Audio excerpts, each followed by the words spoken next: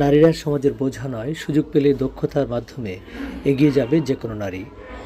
কারিগরি শিক্ষার মাধ্যমে জনশক্তিকে দক্ষ জনসম্পদে পরিণত করতে হবে।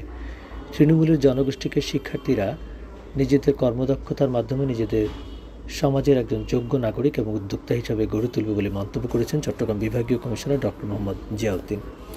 সকালে চট্টগ্রাম শিল্পকলা একাডেমিতে আয়োজিত ঘাসফুল প্রাইজ কর্মসূচির শিক্ষার্থীদের সনদ বিতরণ অনুষ্ঠানে তিনি মন্তব্য করেন।